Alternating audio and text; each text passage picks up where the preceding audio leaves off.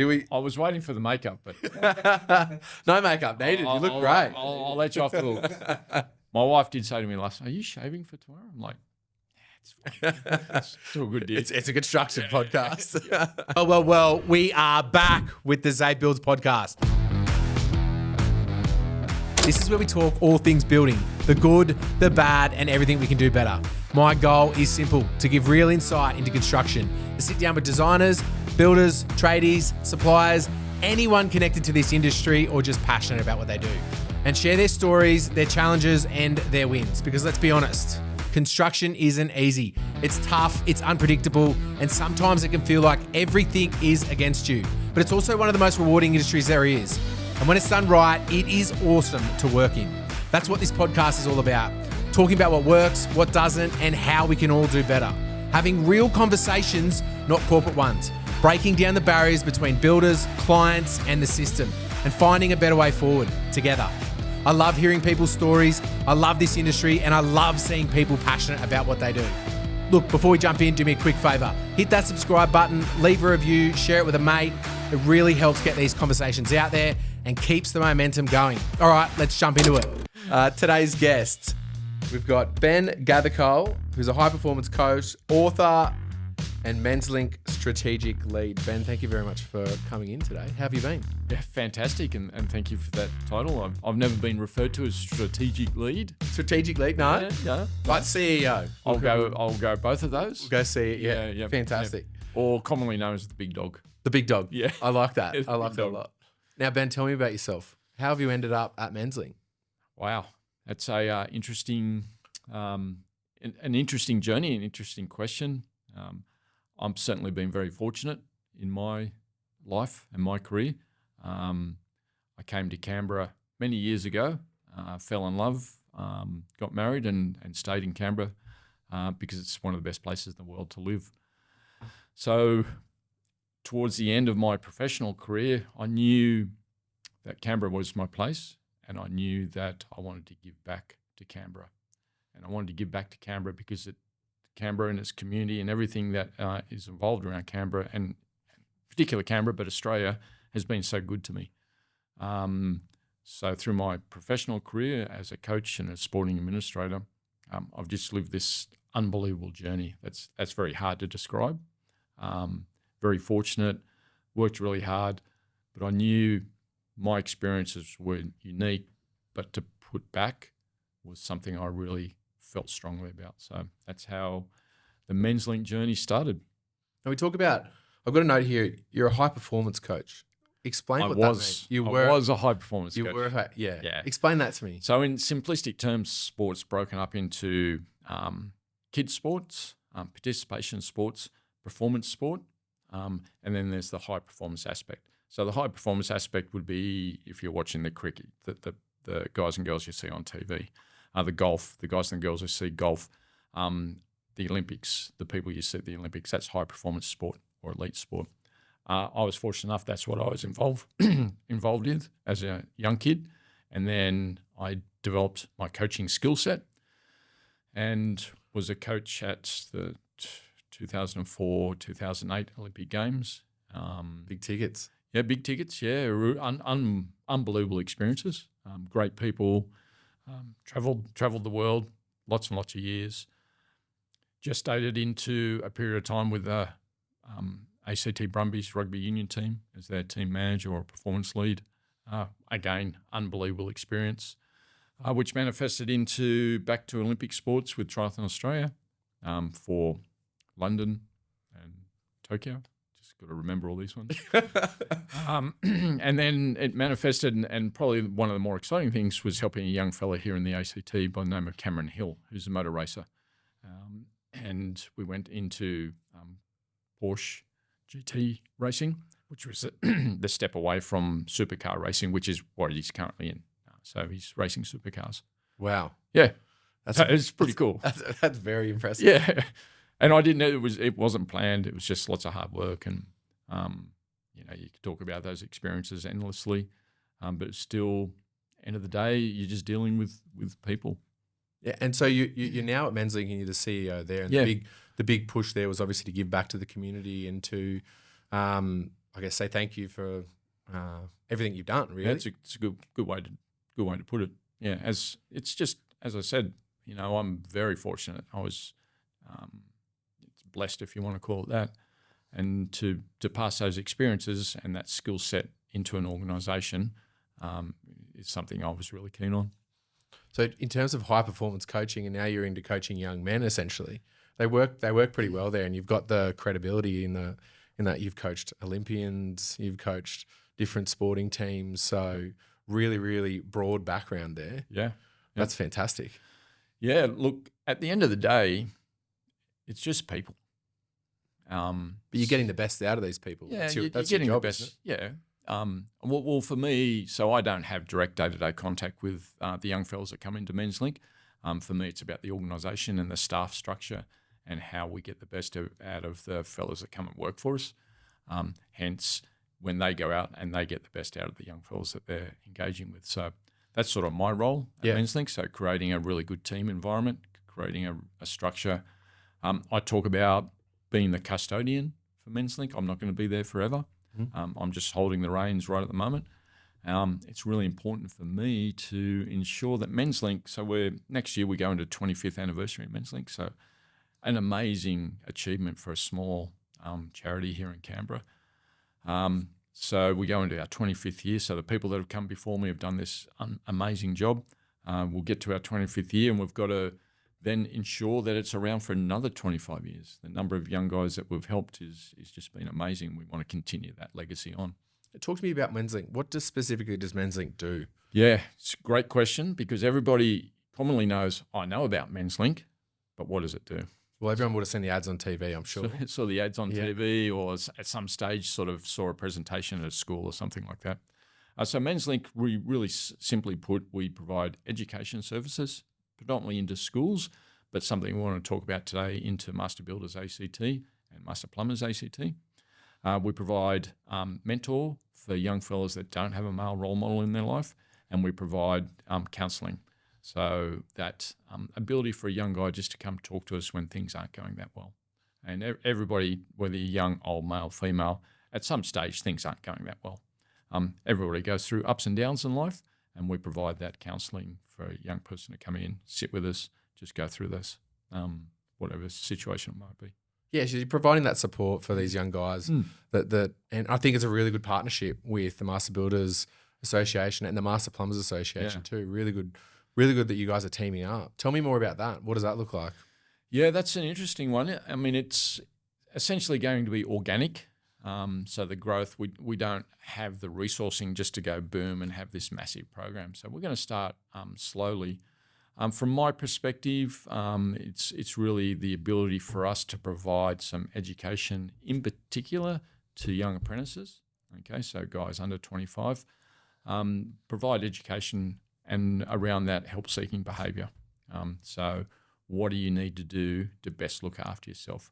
What do you need to do when things aren't going that well?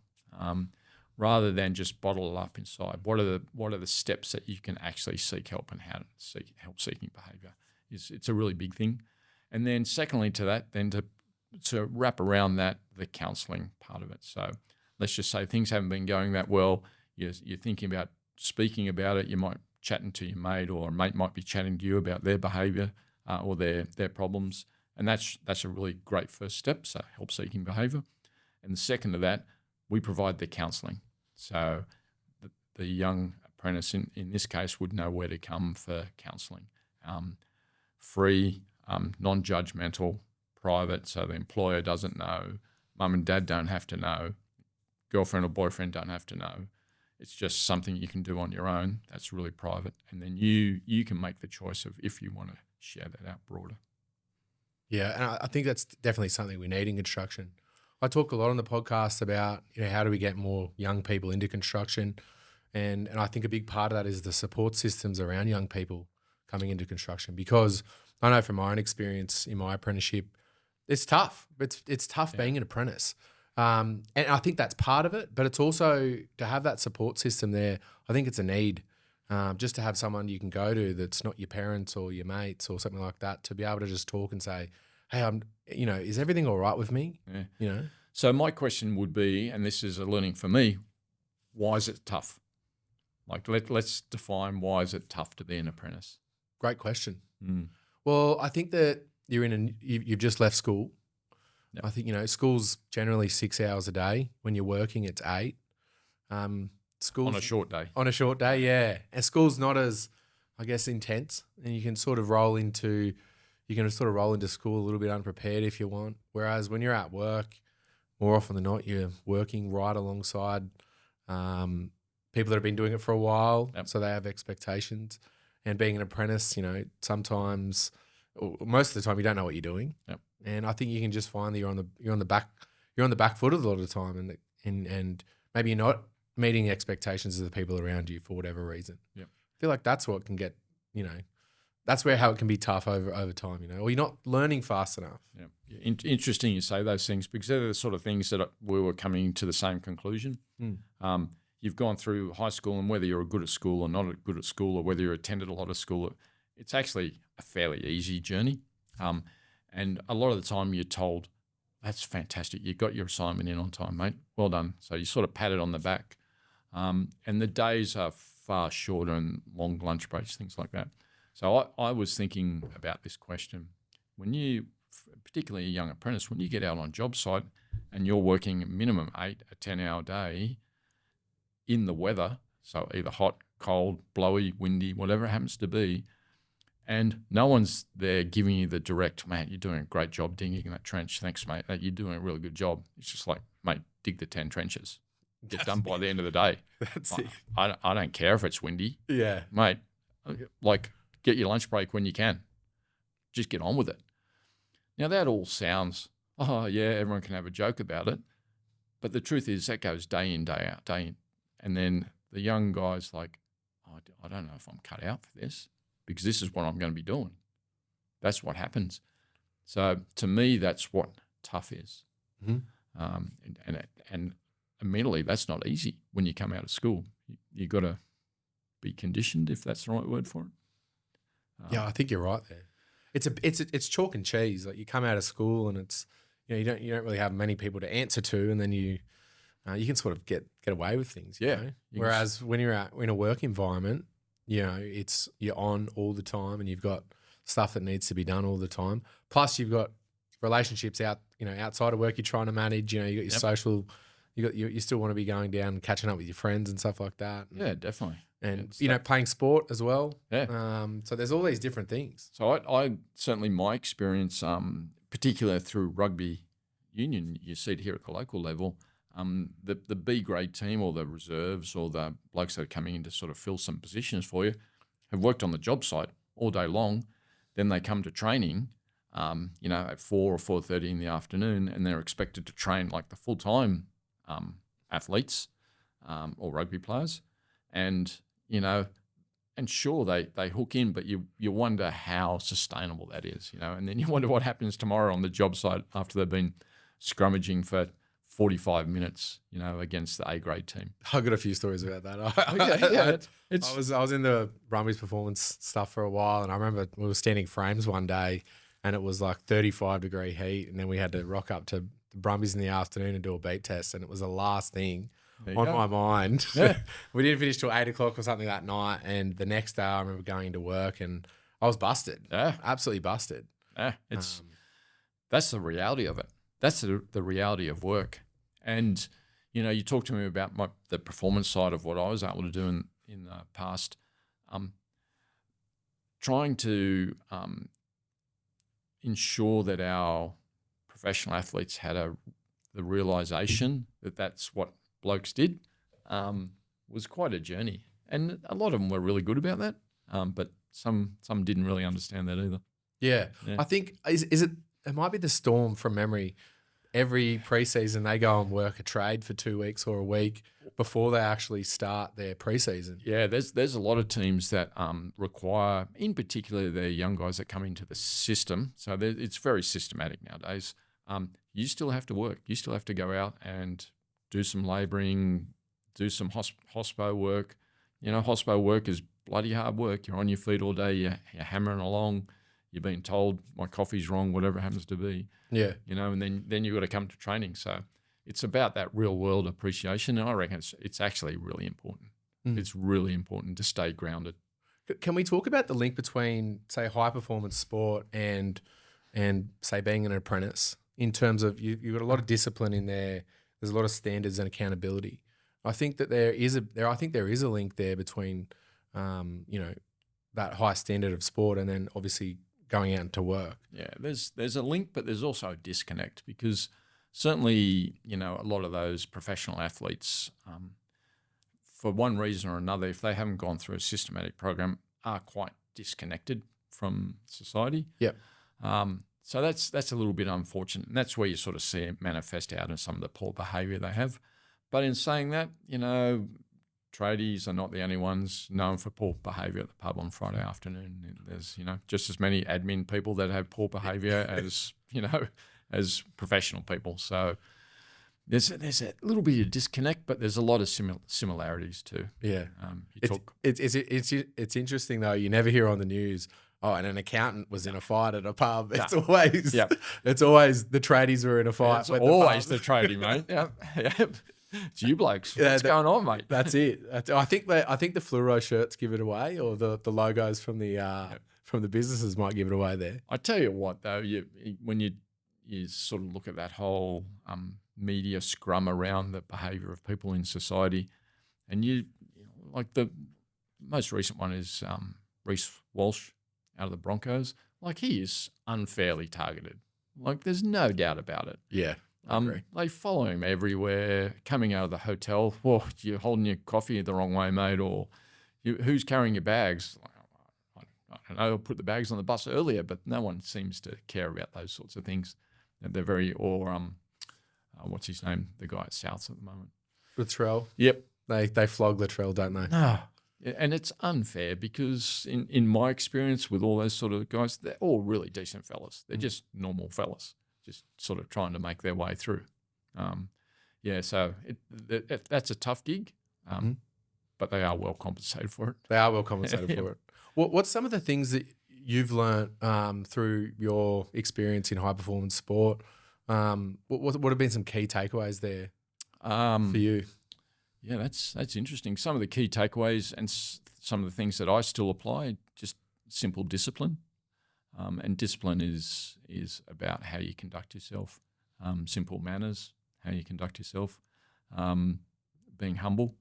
I certainly know that I'm from a very privileged existence and background, so to be humble and be accepting of people that are coming through that journey themselves is really important for me. So they're the sort of things from sport. Yeah, I refer quite a bit to the times we were able to go to South Africa. So I was involved in Super Rugby through the glory days, to 15, 16, 17 or something.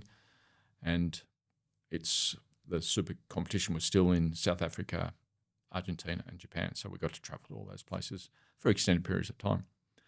Just amazing. That's unreal. It was such an experience. It was unbelievable. You learn to be humble when you start to see things like that. You learn to be gracious. You learn to, you know that you want to give back. And I can tell you that I think we travelled with 34 players and 6 staff. So it was a touring party of 41. I can guarantee you that every touring party of 40 or 50 people, they come back from those style trips and that sort of experience with a different mindset. You go, well, yeah, we're incredibly fortunate, but how can I continue to contribute to our society? And that's what those sort of journeys, and I know every one of those. Ben Alexander, great example at the moment. Fantastic bloke too. Yeah, great guy. Been part of those trips for numerous years, and just learnt his humble and his appreciation through that. I really like what he's doing with that running for resilience as well. It's amazing, isn't it? Yeah. It's amazing. And there's lots, I speak to Ben all the time about it. We talk regularly, and it's a really interesting what was the touch? What's the thing that's actually made that really successful? And I don't think anyone's put their finger on it yet.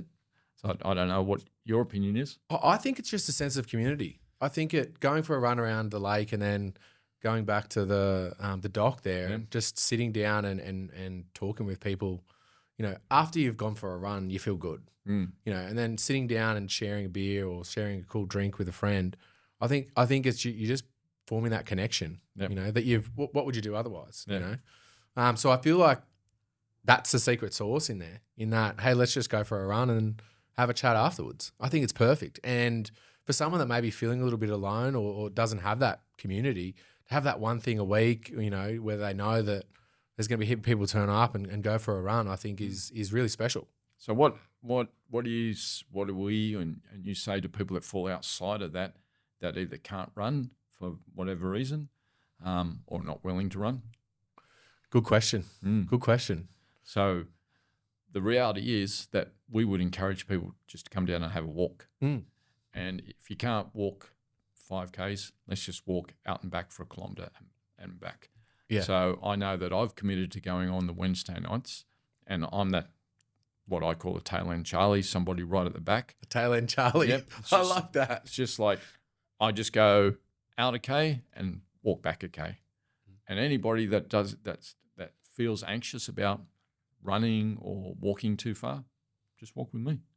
I'm always there every Wednesday night, got the Menslink vest on, part of the Running for Resilience crew. We just walk out and walk back. We just want people to be engaged. You don't have to run. Okay. Just being there is the thing. Just being there. Yep. Do you think in construction that's where we might be missing the mark a little bit? Because there's only really what you go to the pub after work maybe, but if you don't drink or you don't want to be around that scene, then you can sort of not want to be there. You know what I mean? Yeah. Well, it's a tough question. Because I'm not from the construction background, I don't really know, but gee, I'd love to find out. So anybody that wants to post their comments to this podcast and tell me why, man, I'm all ears. Because I think we spoke about a few statistics, and I think why it's important that you formed a relationship with the Master Builders Association is that young guys going through their apprenticeship really do find it tough. Yeah, look, unfortunately, the statistic that we have currently, so an ABS, Australian Bureau of Statistics, 2022, so very credible source and quite recent, young apprentices are 2.5 times more likely to die by suicide than other young blokes the same age. So let's repeat that. So young apprentices are 2.5 times more likely to die by suicide than other young guys their age. That's nuts. When you actually digest that, you're like, what? That's just crazy. So that was a big driver for Menslink to get involved with.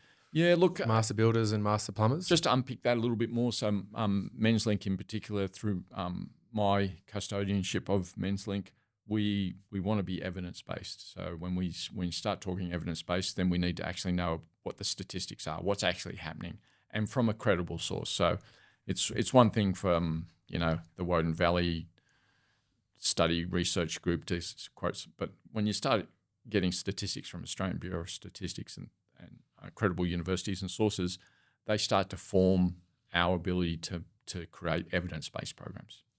So once we started to realise that, we were like, that's not acceptable. And then as soon as we realised it wasn't acceptable and Menslink is somebody that can do something about that, that's when we reached out to Master Builders ACT. So Anna in particular, their CEO, I was fortunate enough to come across Anna and have lunch, and we got talking about it, and she was as blown away as I was. She was like, what? That's crazy. What are we going to do? Her first question was, what are we going to do?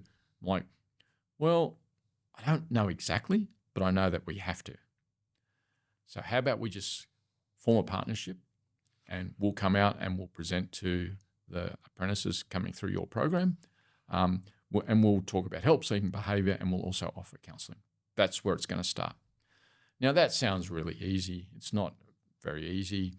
We don't have that sort of resourcing, but we're going to make sure we do it. So that looks like your apprentices in class, you're going to go then have a bit of a chat at the start of, say, the first year, maybe the third year, and just touch base and let them know you're there. Yeah. In simplistic terms, yes. So we'd love to see them first year, second year, and third year. each cohort that goes through. We'd love to have the same educator or facilitator present that. So there's a familiar face as we go through, and we'd love the messaging to start relatively simple and then get more complex as we go, because we know the needs are relatively complex. So it's all very simple and good to talk about help-seeking behaviour. What do you need to do? You need to call Menslink, don't it? All this sort of stuff. But it gets far more complex when you start talking about the problems. When you start talking about alcohol abuse, drug abuse, addiction to porn, addiction to gambling. And when you know all those, then it's pretty easy to unpick those and see why apprentices are struggling a little bit more. And that was my question to you. Why is it tough to be an apprentice? Why is it tough to start on the building site? So there's some characteristics about the job that are tough. There's this stuff about leaving high school and moving away from home, so to speak. And then there's outside influences from whether it's the job site or just society. Gambling and porn are massive, and it's a real, that's going to be tough to tackle for young people. It's so readily accessible. Gambling, I know, is a big one. Right. And just going back on that statistic really quickly, if I could, I know a few people that have sadly taken their own lives, and I'm sure a lot of people who have been in construction for a period of time would have come across someone that's taken their own life, and it is extremely upsetting. I was actually working really closely with a young guy, and every morning I would go and pick him up, and one morning I went to pick him up and he didn't answer his phone, completely unlike him. And then I think a couple of days later I found out he took his own life in the shower that morning, and that absolutely rocked me. And it was just because, and like I'd been driving to work with him every day, I'd been talking with him about all these sorts of things, and never did I suspect that he would go that far, if that makes sense. Yeah. Mate, well, firstly, I'm sorry to hear that. That's tough. Any death by suicide is a tragedy, whether it's young, old, male, female. It's not acceptable. And that's why the awareness of something like running for resilience is so important. But on a personal level, mate, that's a really tough thing. As you said, you were driving to work with him, and it's hard to unpick those situations. Unfortunately, in my role, those stories are too common. And it's one of the reasons to drive us forward and continue to try and but Ben, I don't think that story I just told, like you said, it's uncommon in what you're doing. I don't think it's uncommon in construction. No. And I know a couple of other people that have probably got similar stories to that. And I feel like, we talk about getting more young people into construction. I feel like we need to, try and work out why this keeps happening. Is it because these guys obviously aren't going to uni because they didn't do that well in school, so they just go into construction and they're on the back foot to start with, or they're from families that maybe don't have as much money as other families, or they're assumptions that are really difficult to make without having the true facts, because there's plenty of blokes that go to uni that also die by suicide. Yeah. There's plenty of blokes that have a pocket full of money, die by suicide. There's plenty of blokes that have jobs and families, and it's a tragedy. It's I don't think we know the full reasons behind it just yet, and that's the prevalence of death by suicide in our society is becoming more and more open. So it was very closed and very secretive. I'm 61. When I was growing up, a young bloke and somebody died by suicide, you would just not know. You would know, or you just would not know. Nobody would even talk about it. Nothing would be said. It just went through to the keeper, so to speak. Whereas at least nowadays, we speak about it and we acknowledge when it does happen. The true reasoning behind it, that's going to take a while for us to unpick, I think. It's not a good answer, but that's just the reality of it. I've done a lot of thinking on it, Yep. and like in the start, I used to think they've taken the easier way out. They've been selfish.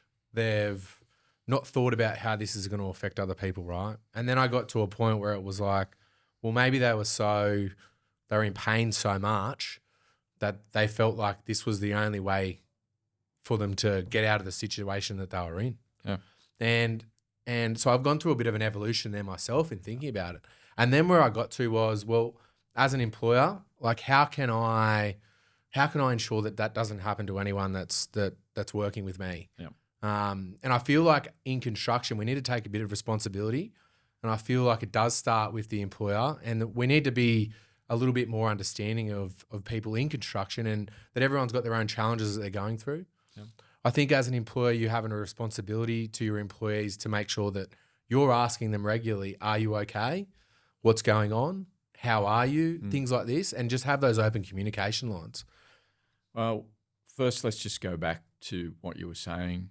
And I think everybody goes through that natural evolution of thinking that somebody was weak when they die by suicide, and that's not the case. You know, you can unpick that, and once you sort of understand a little bit more, that's certainly not the case. That person was in incredibly difficult situation for whatever reason it happened to be. I think that incredible pain. I think that thought came through anger about the situation, you know? Yeah, absolutely. And everybody goes through it. It's like, what? That was the easy way out. And we all need to, it's okay to, you know, you sort of go through that process in your mind. As you said, it was anger, a bit of misunderstanding. It's like, why? What's going on here? And it's not weakness. It's not weak to speak is one of our sayings. Big one, yeah. I think we all need to mature and become empathetic with what's going on. And then more to what you were saying as an employer, asking about how you're feeling, what can we do? The proof in the pudding, though, is following through on that. So Are You Okay has a number of clear steps about what you need to do when you do reach out and say, are you okay? And you may go, no, I'm not. You know, what are the steps you actually need to do? And it's really clear. And I would just encourage people, if you're listening to this and you want to know what those steps, very clear steps are, just jump on the Are You Okay website. Really well founded, really well funded, really great organisation. They give you the 4 steps that go through and how to take it seriously. Like if somebody has reached out and said, mate, no, I'm not going that good. What do you do next? Yeah, what do you do next? I think some people are afraid to ask that question, are you okay? Because if that person does say back to you, I'm not going that good, they don't know how to follow it up. And unfortunately, there's always those stories you hear. Well, I reached out and said, I wasn't going that well. And then the next thing I heard in the tea room, they were having a laugh about it. Yeah. You know, or they didn't really take me seriously, and they told the boss, and the boss got the shits because I needed some time off, and they didn't want to give me the time off because we had a big job going on, and you know all these sorts of things that just happen in society. Nobody means it. Nobody thinks about it. But it's everybody's responsibility to actually be better than that. So we've got a long way to go in assisting and standing alongside people that are struggling. Yeah. I think we've got a long way to go. Being that you're not specifically from the construction industry, what do you see as an outsider? Like, is it a cultural problem we have? Is it, what are we doing wrong in construction that we need to look at, Well, it's like anything in society. There's organisations, quite obviously your firm, there's places that do it really well because there's somebody that has actually taken it on as part of their brief. They want to, but just like anywhere in society, there's organisations that do it really shit, do a really poor job, and that's the same through anything. I think because I'm interested in this sort of stuff, but I was reading some of the Senate estimates just recently that's just gone, and there was some departments that are ranking really great in staff welfare and what they believe in and culture and values, and then there's some departments that are absolutely horrible. So we're talking places that are resourced from the same resourcing. They get their money from the government. They provide their servicing. They're led by these really smart, highly effective people. But what's going on here? So it's sort of across all industries and all society, schools, workplaces, whether it's construction or not. So I think to answer your question, it's really somebody within the organisation needs to own it and want that organisation to be the best it can be. And it doesn't have to be the owner. It can be somebody in the organisation. And then everybody needs to put a bit of shoulder into the wheel and support that. Yeah. And it's no different than the simple tongue-in-cheek example would be the Christmas party. You'll have somebody in an office or a business environment that's like, I'll organise Secret Santa, I'll organise the catering, we'll organise the booking. We're done 6 months in advance. We know where we're going. The calendar invite's gone out. Everybody's on board. Yes, yes, yes. Compared to an organisation that's like, next Friday, we better go to the pub for some beers. Yeah. It's the same sort of deal. It's the same sort of deal, mate. So what you're saying is, look, we as construction, we don't have a unique problem. It's a problem in all workplaces. I think so. Yeah. Yeah, I mean, look at you guys. You look around your room and you've got excellence and winners from Master Builders and Excellence Awards and winners. It's like, you guys are proud. You want your organisation to be acknowledged. You want your organisation to be the best place for all employees to work. And so it takes some hard work and some leadership from predominantly the leaders, but it could be anybody within the business to get to that stage. I think that's a really good take. You mentioning that it doesn't necessarily need to be the owner or the director of the business. It can be anyone in the business to say, we just need to do this better. Yeah. And this is how I think we do it. Yeah, 100%. Empowering your employees, I think, is a really important thing. And, I've just had, it's funny you mentioned about the Christmas party, because I just had one of my guys say, I'm doing it this year. Put his hand up. Big shout out to Matty. I know he does listen to the podcast.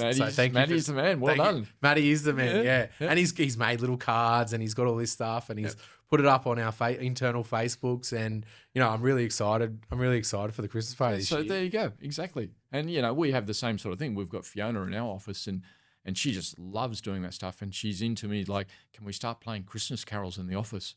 And I'm like this old Christmas. I'm like, what? Mariah Carey, here we come. She goes, I've got the Spotify playlist organised, and I'm like, sure. Like, what? Yeah. Absolutely, because I'm not going to do that. And the Secret Santa list and the hats are organised already, and so it's fantastic. So if you have somebody within the office environment that's conscious and has some interest in developing mental health culture, then you're on the right foot. And what if you don't? What have you got to do? Yeah. I want to try and, if someone's listening to this and they maybe have, some young people in their business that they need a bit more support, like what should we do there? So really, the support is through the external sources. So Canberra traditionally had AusHelp. I think we've spoken about AusHelp in the past. Unfortunately, it's not there. They provided a great mental health service across all construction industry. Menslink is not trying to replace AusHelp, but Menslink is one of the external services that an employer or employee can reach out to. So for Menslink, it's from the age of 10 to 25. So we're talking young fellas in particular, and we can provide those servicing. So if you're an employer or employee, reaching out to those external services is a really good start. And then taking some interest and some accountability or responsibility within the business it's just, to me, it's just like safety. It's just like your PPE. Do we have it available? Is it easy to use? I went and spoke recently at a plumber's business, and they talked to me about the safety squint. The safety squint. Oh, yeah. Tell me more about that. Well, they were referring to, I can't reach the glasses. I don't have my earphones in, so I just squint because it's good enough just to get the grinding done or something. I'm like, it's sort of, it's lip service to some of the basics you need, and we hear a bit of lip service to mental health. We run a barbecue once a year to raise, $300 for Are You OK Day. Yeah. Great, but it's a bit of lip service. There needs to be more follow-up. what are you actually going to do about it? What are the company? And it doesn't matter how big or small your company happens to be. You might just be single operator and might just have a few subbies working for you. You still need to pay attention to it. I think to add there, like what I'll do is on the drive home, I'll try and call someone and just say hello to them on the phone, see how they're going, ask them about everything outside of work, and just especially if I've seen someone they're out on site and their heads down a little bit, they might be not as bubbly as they are, or that'll sort of throw a flag up for me that I need to maybe check in with them and see what's going on. Yeah, maybe at this stage, if I could ask you personally, and certainly if you don't feel comfortable, but you recounted a story about the fellow that you were picking up and died by suicide. If you reflect back, is there something that you could have done more? I've asked myself a lot of that question a lot, actually. And yeah, it's something I reflected on for a long period of time afterwards. And to be honest, I think where I've come to is that I don't think I could have done anything. No. And I am proud that I was a support for him up until that point, if that makes sense. Yeah. That we did talk about a lot of the things that were going on that he was dealing with personally. But yeah, look, I don't think there could have been anything else I could have done. It's tough, isn't it? Yeah, really tough. And but each case and each period of time is very individualistic, and you can't just put a blanket, I could have done this to save that situation. I don't think that's a fair reflection on the situation. It's certainly not a fair reflection on you. You certainly had committed, and you were doing quite a lot for that young person. So I was an apprentice as well. He was a labourer, and I think going back to that little bit of a take that I had on, I was really angry at the start, and then I sort of thought about it more, and I looked at it like, well, he thought this was his only way out, and that was the solution to all of his problems, and it was to take his own life, which is extremely upsetting for everyone around him. Yeah. I have a fairly simplistic way to take some of this sometimes, and it's death by suicide, and it's a situational type one. So you might have broken up with your girlfriend or your boyfriend. You might have lost $1,000 on the horses that you didn't have $1,000 to lose. You're on the piss too much, and the boss is going to get into you on Monday. There's situational type things going on. Then there's the true mental health part of it, and then there's true like a psychosis type, so quite a high end. So there's all these different levels of what's actually happening out there, and you never know, and it's always mixed. And unfortunately, there's a lot of experimentation with drugs, which crosses over all those situations too. So you might be experimenting with drugs at a party. Your boyfriend or girlfriend's got the shits about it. So then your home life's sort of ruined over the weekend, and then it just sort of this unraveling type situation goes on, which leads people to make those decisions, which is really sad, because a lot of that stuff can actually be fixed. A lot of that stuff, if you go back to the source and you talk to some counselling, or you go through some counselling, or talk to some trusted sources, you can actually work through those things. You don't have to be addicted to gambling. You can certainly move on from a relationship and go, right, well, the next relationship I have, I'm not going to make those dumbass mistakes. You can go into your employer and say, I haven't done the right thing here. I need to correct this. How can we fix it? It's all very easy to talk about in the cold light of day. Isn't it? Yeah. But at 2 a.m. in the morning, it's not easy, mate. It's not when these negative things start to stack up on you, that's when you can feel like everything's against you. Yeah. And we're so fortunate, particularly in Australia, and I know here in Canberra, but it's anywhere in Australia, that we have Lifeline. So Lifeline is the crisis service, and Lifeline provides this unbelievable resource for you to call any time of the day and night, and talk to somebody, tell them what you're going through. I just can't stress enough that at 2 or 3 or 4 o'clock in the morning you think I'm done, just pick up the phone. It's definitely definitely the way to go about it. Yeah, 100%. Yep. You need to talk to someone. Yeah. Generally through discussions or just talking about your problems, you can come up with your own solutions, or other people can come up with some helpful solutions for you, or you can just course correct. Yeah. You know, Absolutely. Why It's do you- really important. why do you think young guys are so, I guess, against, say, talking? Like, why did there seem to be this stigma around? Well, there's definitely a stigma around it. Mm, There's no doubt about that. That's one of our big missions at Menslink, is to create awareness around the issues and trying to reduce the stigma of talking. There's no doubt that, guys, it's somewhat uncomfortable. This is a great situation. Somewhat uncomfortable. We sit and talking to somebody directly, eye contact, watching body language. That's not an easy thing to do. Most blokes would far prefer to do it when you're driving along in the ute to work, or going to Bunnings to pick up more cement, or or if you're fixing something. That's why I think the men's shed has been so popular. Yep. Yeah. The men's shed's all about community.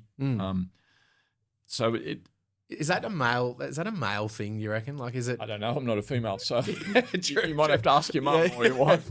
But like, do you know what I mean? Like, you can easily, if you're fixing a lawnmower or building something, you know, you can easily talk I'm not to going someone. to say anything that incriminates me here. So, we're gonna go pretty steady here. Yeah. Do you know what I mean? Because No? Like, I'm in a house of a wife and daughter, so Yeah. You got to whereas- toe the line there. it's very different. Yeah. There's lots of talking all the time. I'm like, do you really need to talk that much? Yeah. It's just the way it is. Yeah.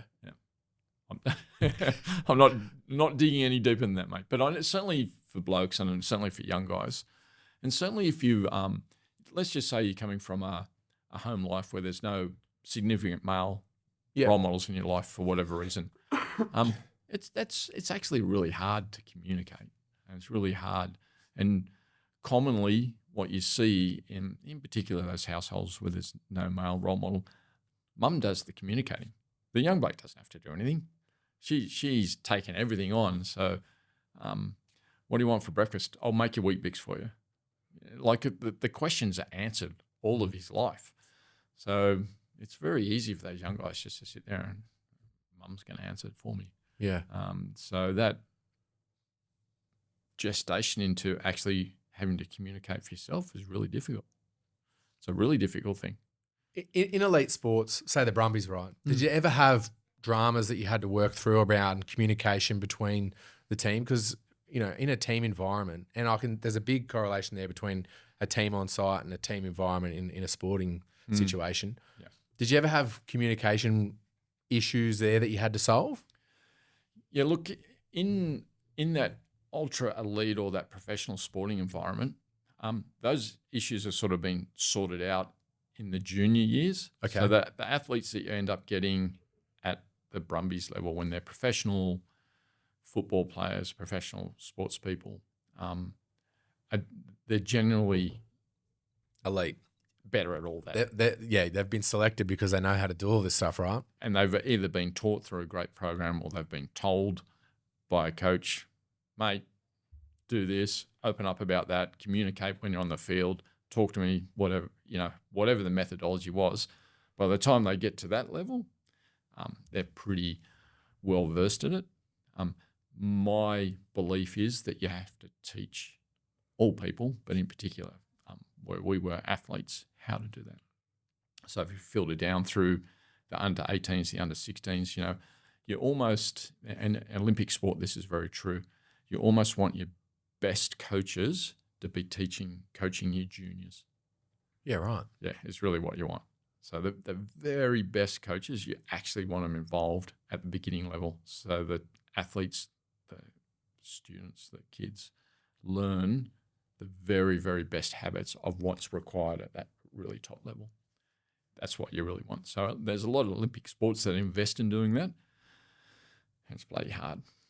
Because the elite top coaches want to be, coaching the best guys, or? Pretty much, that's what it gets down to. So there's this big debate in Olympic sport. So you're either a cradle to the grave coach, so you start coaching an athlete when they're 14, 15, and you take them all the way through. Cradle to the grave. Yep. Yeah, so that's what I was. I Yep. was a cradle to the grave coach. So I started with a young guy here in Canberra in 1998 or something like that. Young guy from Morris College, a guy called Simon Thompson from Canberra. We just met at a local event. He's like, I need some help coaching. I was like, yeah, no worries, that's a good idea, mate. And off we went. And we had this 20-year journey through Olympic Games. And so all the way to his retirement and essentially, at the end of my coaching career. So cradle to the grave. The Australian government, through the Australian Sports Commission, want to invest money and they want to systemize it. So there's a systematic approach too. So you get your best coaches to go and coach your beginning level athletes and you bring them up and you have your not so good coaches at the top. It doesn't work that well either. Right. So there's two. Yeah. The model probably should lie somewhere in the middle. There's so much to unpack there. In terms of you're essentially, if you're an elite level coach and you're bringing someone all the way through, you're really coaching them in life and in the sport. Yeah, definitely. I mean, it's no different. As I said, I was fortunate enough to meet Cameron Hill when I wasn't doing too much in sport anymore. So Cameron Hill's motor racing driver here in ACT, now at the elite level. But he was just racing Toyota 86s, so real beginning level type stuff. And it was just him and his dad. So they'd sort of topped out at what they could do in terms of how to mature and be a better driver and run a better team. So we were lucky enough to come along. And it was almost the same, so cradle to the grave. So now he's in V8 supercars. I certainly don't have day-to-day dealings with it anymore. So he sort of passed that. Yeah. Yeah. What are some of the first things that you would do as a coach and with a new person you were coaching? What are you trying to do? I'm assuming you ask a lot of questions. Yeah, no, you just spend time together. Yep. You commit as much as that person's committing. And depending on the sport, so there'd be a really technical element of the sport. So is it an endurance sport? Do you need fitness? Is it a strength sport? Is it a skill-based sport? Is it something that incorporates everything? Normally they're pretty good at that because that's what's gone to that stage. It's usually the structure around it. It's developing your skills that you've already got. How do you sustain your life in the sport? That's probably one of the harder things, the business side of it. Is that coaching people through, say, a form slump or something motor racing is a great example. If you're not accessing the money, you're not going motor racing. Correct. Yeah. It doesn't matter how good you are. Yeah, It doesn't matter how fit you are. It doesn't matter, if you're not accessing the money, you're going nowhere. So that was a great example there. It's so the number one protocol is like, well, how do we access the money? How are we going to do this to sustain you in your career long enough to get good at it? So that was that one. Whereas, basketball or something might be different. How do you stay in the sport long enough to play for a good enough team to give you the opportunity to go to the next level? So there's a lot involved in that. Oh yeah. Coaching at that level is it's a deep, tough, long haul. Yeah, you got to be committed to it. That's where discipline comes into it. It's no different than running your own small construction business. Look what you guys do. Well, I was about to easy. say, That's not an easy gig. I was about to say that there's a big correlation there. Yeah. In elite sports, standards are everything, and discipline is everything. What does that look like on a work site? Adaptability too. It's the same with you guys. You've got to be adaptable. What happens if it's raining for 3 days in a row and you can't pour concrete? Do you go to the next job site? Do you start backfilling something else? How do you go about you? Because at the end of the day, it is a business. You've got to sustain the business. 100%. Yeah. And if you can't sustain the business, well, you're not going to be pouring the concrete next week. So adaptability is a massive one. Yeah. And adaptability and then discipline. So, and this will sound really contrived, but just because it's wet doesn't mean you go to the pub for the afternoon. It's actually what I would, if I was in charge of it, I'd be like, okay, let's get the utes back to the shop. Let's get them serviced. What equipment needs updating? Has anyone done a stock take of what's actually in there? This is what we need to get done. And I'm more than happy if we knock off 30 minutes early. That's exactly how I operate. Yeah. And you know, Hence why you have awards. yeah, there's some of the team that absolutely hate that, and they just want to lay in bed or, to the pub. go to the pub. Yeah. Yeah, but I look at that like, you know, it's an opportunity here. We've got to refine a couple of things. Yeah. Let's make sure all the machines are well oiled, prepped up, because there's nothing worse than turning up to site and your gear's not 100% where it needs to be. Yeah. And a rain day is a perfect thing to do that. Yep. Or you get it here in Canberra, you'll get days that are too cold. It's like, oh, let's just start an hour later when it warms up. Mate, it's not going to warm up in Canberra. Yeah, It's still going to be -4 at 11 o'clock. So what are we going to do? Sit around until 11 o'clock? No, let's just either get on with it or organise to do something else. So discipline, adaptability. And then at the end of the day, you do have that empathy involved in there too. Yeah, you have to have that empathy. Yeah. And You're a person. The next query I've got here is, how do you build a culture where young men want to work hard? Look, I think unfortunately there's some legacy there. So sporting teams are a great example. That young men or women want to play for certain sporting teams because there's a legacy. If you're a basketball player, you want to play for Chicago Bulls or, you know, all these different sports franchises. You know, I watched with interest the Beckham documentary not that long ago. You know, and he just had to play for those teams that he talked about.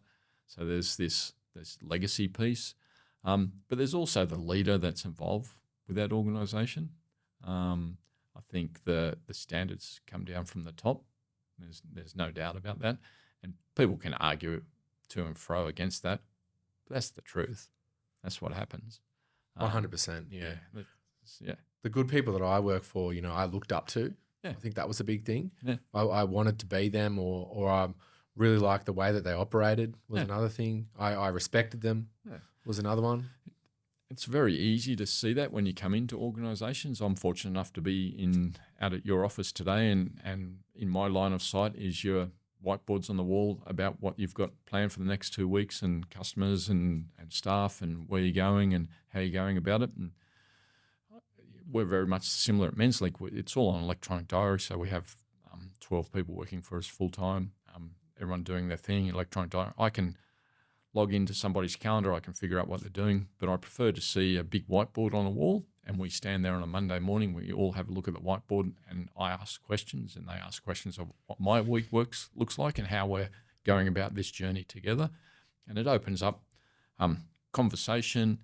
It displays that you're planning. You get to organise everything that's going on, from what's happening in the next 2 weeks, and has anyone booked the Christmas party, to what are we doing for leave. So there's all these benefits around the discipline of your leader.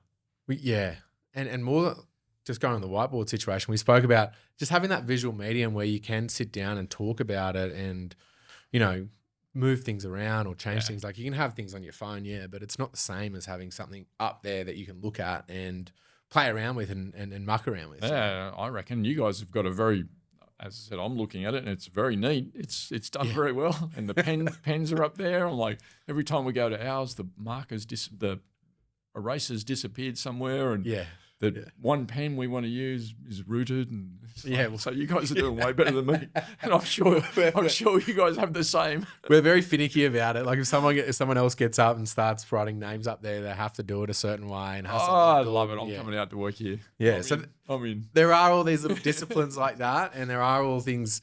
You know, I cop a lot of shit, I would say, from the team about how I like things done a certain way, and like. Rowan's laughing over there because he knows exactly what I'm talking about. But people get really like some of the team get really, really frustrated with me about how I want things done a certain way, and the reasoning behind that is because it's logical. There's an order to it. There's, you know, it looks better. All these different things. Like, that's why we have a uniform. That's why you guys have a uniform, and all these little things that make up a company culture. So, to answer this question, what do you think it looks like to an apprentice that's coming in his first week? I think it looks like a disciplined work environment, the way we have standards to meet, and I think being a young man, you need structure, and I love structure. Yep.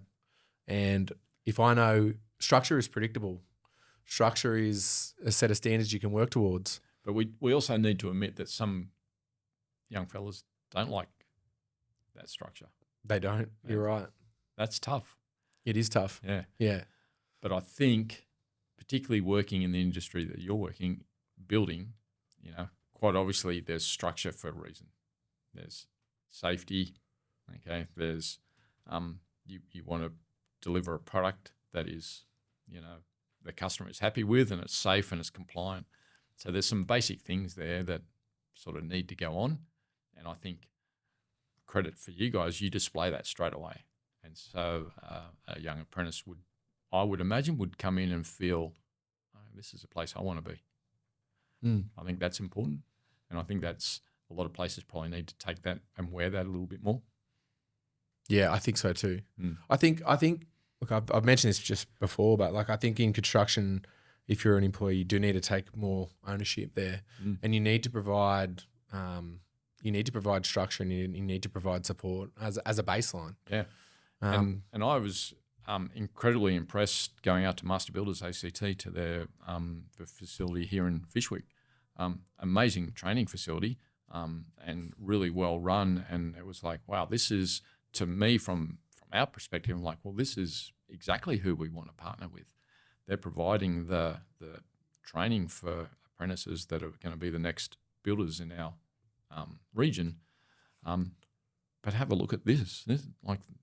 This was good, and that's why, wow, we knew Master Builders ACT and Master Plumbers ACT, that they were the people we wanted to get behind. They're fantastic organisations, and I went through the Master Builders Association as an apprentice, and I look back on my time there very fondly. Yeah. I was able to have some really good, create some really good friendships out of the apprenticeship that I did there, and it was a great experience for me. I think what was difficult for me as an apprentice was everything outside of the actual apprenticeship. I mean, there was obviously a few little dramas that I had at work, just with getting used to the schedule and getting used to the workload. And wanting to exceed expectations to the people I was working for at the time. But yeah, I did feel supported at Master Builders, and it was good to, before each tech class, you park in the car park, and we'd all sort of get there at about 7:15, and we'd all have a big chat, all the apprentices, before we actually went in to class each day, because you're normally starting on site at 7 and class doesn't start there until 8. So we did build a little bit of a community there, and I'm still good friends with some of the guys that I went through my apprenticeship with there, and it was How good is that? Tell me, how cold were those outside workshops? They were cold. They were cold. Yeah. So it was just conditioning you for what was coming. Yeah, it was. It was. Yeah, it was good. It was good though. And that's why I'm really excited about the Menslink relationship that you're going to have with the Master Builders Association, because I think that now that OzHelp isn't around, we have a massive gap to fill there. I think so too. And it's the thing with the relationship that will develop over time. It's not going to be in your face. You don't have to go see a counsellor. You don't have to engage with us. We'll come along, we'll present our information, and it can just be in your, back of your mind, like when you are struggling, because inevitably everybody will struggle, and it might not even be when you're an apprentice. It might be later. We certainly know in lots of aspects of life, 40, 50s, there's all, but we want you to know that there's a place to reach out to, and then either be sort of helped by us or directed to where you can find that help. Yeah, and I think just it's organic. Having that there, knowing it's there, is important. Just knowing it's there. Yeah. I think doing podcasts like this as well, and talking about Menslink, and that support is there for you, and you can reach out to it, is also really important. Yeah, no, well, thank you. I certainly enjoyed doing the podcast and chatting about these things, and it's incredible where the awareness takes the journey. More and more people that and more and more people that talk about it. I talk really specifically about creating Menslink champions. Great example in yourself. you knowing more and more about us, and then you're out in your community, and it might be at footy coaching tonight, it might be at music lessons on Sunday, it might be somewhere else, and you're coming across all these different people that we don't ever have access to, but you do. So you've got the Menslink message, and you're telling that as you go along too. Yeah, definitely. Yeah. What would you say to a young person that's maybe in a work environment that isn't probably positive for them? Yeah, that's that's obviously going to be difficult because the work environment is you need a job, so you don't want to jeopardize the job, but is the job jeopardizing your mental health and your well-being? So if the job is starting to do that, maybe you should be looking at a different place to go work. If the job is just pure safety, there's safety things that you're worried about, then you need to fess up and you need to go see somebody at the workplace that goes, mate, this is not safe. I'm not comfortable doing that. We all see those horrific stories on the news when the retaining wall collapses on a young bloke and he's stuck in concrete and all those sorts. It's just not acceptable. Sure, accidents happen, but mostly it's because of poor setup. And Inexperience of these young guys as well. Rushing, no supervision on site, all the sort of problems that you guys could talk about daily. So, I think if you're a young guy and you see those sorts of things going, you definitely owe it to yourself and your mates to fess up and go, hey, this is not right. We need to do something about it. If it's affecting your mental health and your well-being for other reasons, then you probably need to go, hey, is this the right place for me to be? And that's not going to be an easy thing because there'll be some employers, some bosses out there that just don't believe in that. Like, harden up, mate. Stop being a sook. Just get on with it. That's, as we know nowadays, that's probably not the right answer. I do think construction is going through a bit of a culture shift at the moment, though. Yeah, look at you. Yeah. This is unbelievable. Look at the construction company you're running and you're sitting here doing podcasts talking about mental health. Mate, it's unbelievable. How good is that? Yeah, it is good. It is good. I want to, I guess, change the narrative a little bit because what you said is right. There are these companies out there like, just get on with it. Stop being a sook. Yeah. Yeah. And the worst one that you hear is, don't be a girl. Stop being a girl. It's like, what does that mean, mate? Like, what does that mean? You're probably married to a girl. Like, get a grip, Tiger. I will say, though, there is a fine line between, and it's difficult to work out. Some young guys, sometimes you need to enforce that discipline on them. Yeah. And you need to say, mate, you need to get to work. Yeah. You can have, like we've had a couple of guys that say, look, I'm not mentally with it at the moment. I need to have a bit of a break and, 100%, yep, have a rest and let's talk. And generally when that happens for me is I'll bring that person in, say the week later and have a bit of a chat to them about, their life or what's going on with them and try and give them a few different things that they might need to do differently. Maybe, hey, stay off the piss for a little bit or, you need to do something for yourself, whether it be go get a massage for yourself or go do something that you get excited about, Yeah. But I am a firm believer though that being at work and having the support of the people around you is good for you. And, you can get yourself into a bit of a rut if you say sitting at home looking at the four walls of your bedroom for too long, I think there's also a realisation that maybe it's not for everybody. That's also the case as well, yeah. It might be just it's not for you, mate. Maybe you need to, work at Bunnings or go do some hospo work for a while. Everybody goes through those ebbs and flows in life. And I think it's just from an employer's point of view, it just needs to be honest and empathetic, not short-tempered and, mate, that's crap, you're out. There's got to be some empathy behind it, some understanding. And from an employee, there's also got to be that empathy. It's like, I'm not going that well. Maybe this isn't for me. I probably need to fess up and go, I'm sorry, mate, this is not working too well. I'm going to go back to uni or school or whatever it happens to be. And that's okay, right? There's nothing wrong with that, mate.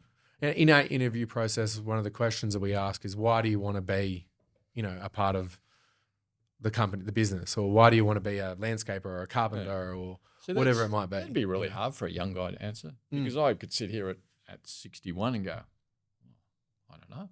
Yeah. It's pretty easy to say, I don't know.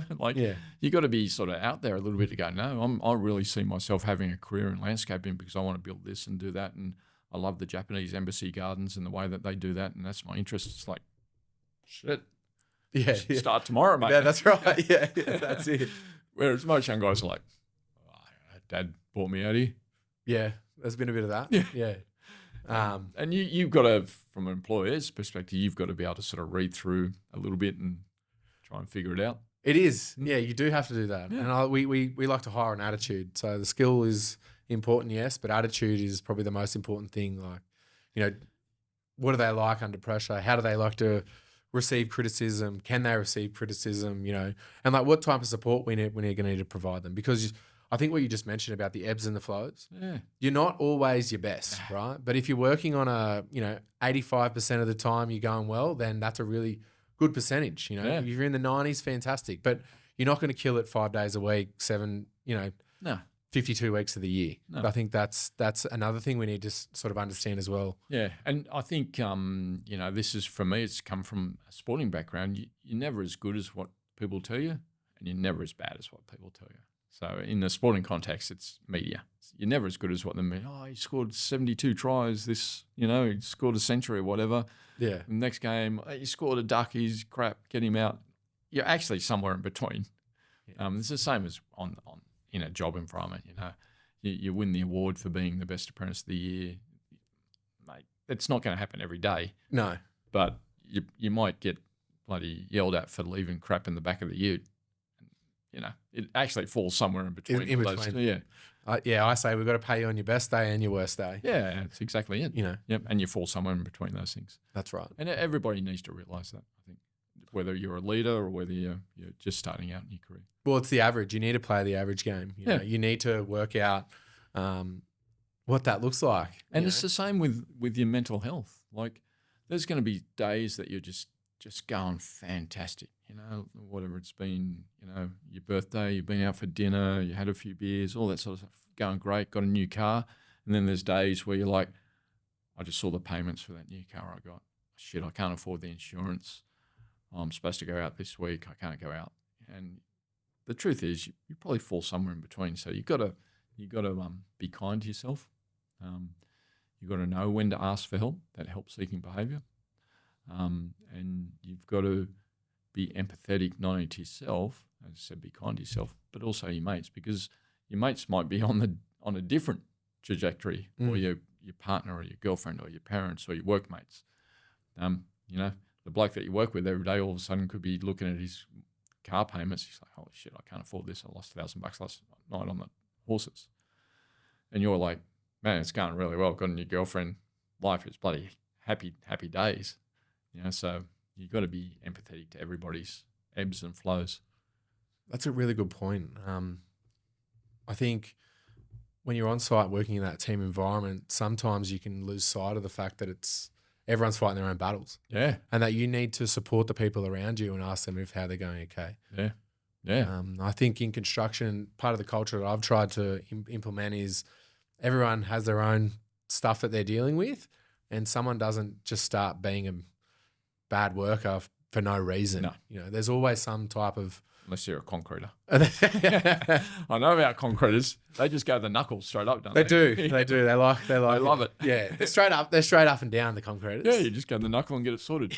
Yeah. Probably not what we want anymore. Probably not. No. Probably not. No. Let's say, hey, what's going on with you? Yes. Yep. Let's start to move forward from there. Yes.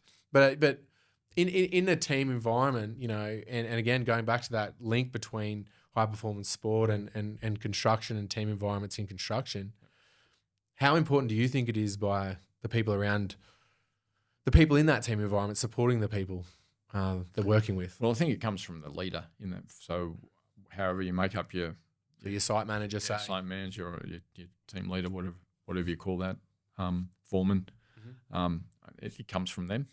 Yeah. I don't know how a day-to-day construction site works, but I would imagine the foreman or the team leader is probably like 7-10. We're getting together, fellas. Here's your taskings for today. This is how we need to get on about it. Correct. If somebody is struggling a bit today, what you do? Oh, my hamstring sore from footy last night. Right. Well, how about you do this? And whatever happens to be, that's a good site foreman or team leader. I'd imagine that That's exactly how it works, by the way. It is. Yep. So Nail on the good. head. Yeah. Yeah. And then I'm assuming bad sites. There's blokes like, what are we doing today? I don't know. Concrete's coming at 10, mate. Just be ready. Yep. That's exactly right. Yeah. Communication, how important is it? Well, communication is important to everything. So Right there, you just displayed what good communication looks like and what bad communication looks like and how important communication can be. Because, if you've got someone that's, say, got a tight back or a tight hammy from whatever, they might have shifted pavers all day the day before, and that person isn't putting their hand up and saying, hey, I'm a bit tight today. And that site manager can then move things around and go, all right, well, you go on the machine for a little bit and we'll do this while, a good site manager or a good foreman. That's right, A good site manager or a good foreman would communicate that. It's like, hey, Ben's on the machine today because he Rudy's back, but at least he's here today, mate. Appreciate it. Exactly, Good shout out, man. Let's see if we can get through today. Maybe let's take Smoko a bit earlier, whatever it happens to be. So you work around those problems. It's the same as in any environment. It doesn't matter whether you're running a not-for-profit organisation like I do, or you're running construction businesses, or you're an office worker. It's the same sort of principle. Communicate, empathy, help-seeking behaviour, common goal. Usually on the building site, the common goal is pretty straightforward. It's like, we've got to get all this done. Is the structure built? Yeah. No. Well, there it is. When do we have to get it done by? Customer wants it done last week. Right, standard. Let's go. Yeah. Sporting team's the same. What are we trying to do? Win.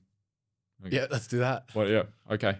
Preparation. How do we do it? So it's a slightly different conversation, but it'd be no different. What are we building? I don't know. Somebody's granny flat. When does it need to get done? December. Righto. How are we going to do it? Yep. Start on the whiteboard. Start communicating.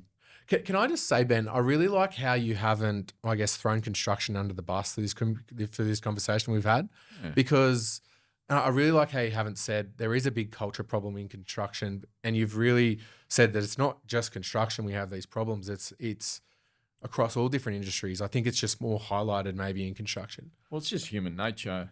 I mean, you have these problems anywhere. I mean, I was talking to a school principal recently, and they're having the same staff problems as what we would have, what you've had. They've had the same communication. They've had the same empathy problems. It's people. It's a people skill. Yeah. It's really what it is. Construction, I'll admit that I don't know enough about the construction industry, but I can assume what actually happens. Does it get a bad rap? Yeah, absolutely gets a bad rap, because you get those Phoenix type situations where blokes go bust, take the money, then recreate another, entity over here. But it's no different than, Wall football. Street.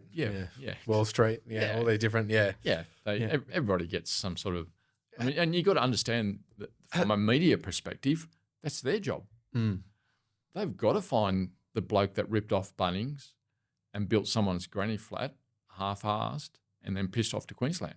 That's what they have to do. That's their job. So has that been a conscious decision from you, though, to, I guess, not run down construction, or to not, I guess, say, hey, we've got all these problems here that we need to work out? No, I think that's probably me through my experience. A conscious decision. It's not the right way to do it, or not what I've come to. What I've realised is that they're apprentices, as I said, that statistic. When we started changing the way we do it is probably not the correct word, but as we matured the way that we thought about services at Menslink, and we moved towards, we need to be evidence-based, we need to be peer-reviewed, so that means somebody of credibility's got to look in at our programs and go, what are you guys doing? Yeah. Like the building inspector. What the hell are you blokes doing? Yeah. Yep. And you can even have you guys have building inspectors that you know too well, and they go, yeah, that's good enough, mate, off you go. Or you haven't that a bit harder. Like, what the hell's that? Yeah. And then we have to align with the Australian curriculum stance. You guys have to align with this code of building, whatever they're called. National Construction Code, Yeah. So mental health services haven't had to do that in the past. Mental health services like us have just relied on lived experience. So you get an old bloke like me come along. I really struggled in the early days, and I made good because I was able to do this, and I didn't do that. And that only goes so far, and it's very hard to repeat that. So for us to mature into the evidence-based, peer-reviewed, and outlining with some standards is a big thing for us. What I'm getting to is when you start talking about evidence-based, then you start looking for the statistics behind it. And that's when we very clearly identified that the building industry, young guys coming in, were really struggling.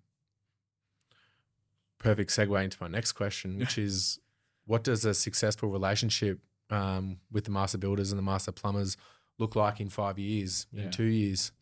So for us, the successful relationship, what it looks like is that we're there for the next 25. So Menslink is going into our 25th anniversary. We want to be there for another 25.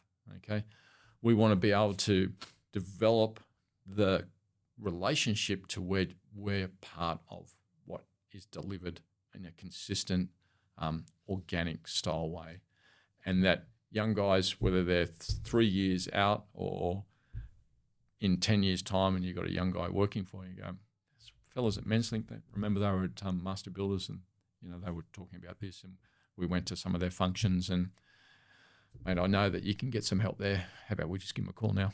And I have that from trades at the moment. I have site supervisors or business owners call, Ben, we've got this problem with a young fella. How can I get him in? Which is a bit of a red flag for me, because we need to be better at getting young fellas in. So there's still some hurdles from us, but that guy's done the right thing by calling. Yeah. I think some young men don't want to admit there's a problem though, and they might need that other person to say, hey, I think you need to go and chat with these guys. Yeah, absolutely. Aren't we all like that though? I think we are. Yeah. I think, yeah, We're all definitely. Like yeah. And usually it catches up with you. You don't recognize you're in the situation until you're right in the middle of it, and it's so deep, you know. And the simple analogy you can use here is the sore neck and shoulder from sleeping on the pillow or sideways. You're like, it's a bit sore today. And after 3 or 4 days, like, Jesus, I can't even move. And your partner, husband or wife's going, told you, need to get that sorted out. No. Yeah, next week. And it gets worse and worse. And before you know it, you're like, oh. That's the simple analogy. And it's just no different than with your mental health, or, there's a big area for us to move into a next episode, which is financial health. So Menslink, as we mature over this journey, we'll also want to start talking to people about their financial health, because that is linked to the mental health. Same as your physical health is linked to your mental health. And from my perspective, your physical health is everything from what you're eating, how you're sleeping, how you're exercising, what are you drinking, your financial health. What are you spending your money on? What are you, Sad. Yeah. And they all interlink. They all interlink. They all interlink. So we're very. So you're not just treating the symptoms. You're trying to diagnose the problem, and you're trying to fix the actual problem, not just treat the solution. Yeah, so you imagine if we manifest this out in a couple of years' time and have this conversation, we're presenting to Master Builders ACT or Master Plumbers ACT, and we're also got somebody coming in talking about some financial planning, if you want to call that, or financial health. And we have someone come in and talk about physical health to align with your mental health. Really important, that. Yeah, bloody oath. Because you don't as an you don't really. How much does an apprentice get paid nowadays? Just give me a ballpark. I'd say maybe 800 a week, 600 a week, around there. 600 a week. You can guarantee there's young blokes going out and leasing Hilux utes for way more than 600 a week. Yeah, and going, that was a good idea this week, until the balloon payment. What the hell is a balloon payment? What about a novated lease? The bloke's sold you a novated lease. You're like, huh? Sure. You saved up $3,000. You're in this lease. You've got a balloon payment of such and such. After 5 years, you all of a sudden figure out my Hilux ute is worth nothing. Yep. It's easy to run aground as a young guy, isn't it? Mate, because you're making $600-800, but then it might be your first year as a tradie, all of a sudden you're making $1,500. I mean, this is fantastic. I'm getting a dual cab Hilux ute now. Yeah. So the single cab you trade in, you lose money. You're in a dual cab ute next, and you're still going to lose money. I'm just remembering back to some of the stupid decisions I made as a young guy. Yeah. Absolutely. And then we all make silly decisions. So, okay, let's just be a little bit embarrassed about it, move on. But I believe our job is to educate and just let blokes know that there is some silly decisions, but they shouldn't overwhelm you and they shouldn't lead down that pathway where the outcome is death by suicide. Yeah. Pretty simple. Just because you made a dumbass decision on dual cab ute doesn't mean in 3 years' time that the only way out is death by suicide. Yeah. That's bullshit. That's a really good point, that. Because you can make all these bad decisions and get yourself jammed up, and then that's where you get in that really bad situation, right? That's why I talk situational problems.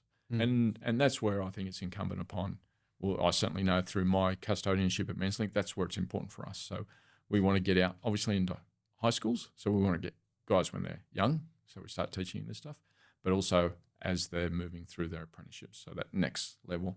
So when they move into becoming tradies or workers or whatever they happen to be, they've got that skill set that we've taught as we've gone through. Mm-hmm. And then they also know where to come back to for some guidance and some counselling when they're not going that well. Yeah. One of the questions I had was about the age of 25 sort of being the cutoff. Yeah. What is that just around, what's the reasoning behind that? Yeah. It's an interesting question. Like every business, you've got to sort of have your parameters. You've got to say something. We're not big enough just to take our servicing to 35-year-olds or 45-year-olds, and there is other services in Canberra that do that. So we decided, and it was before my time, and I know that Martin Fisk, our previous CEO, was certainly before our time to start to tell people exactly what we did. Yeah.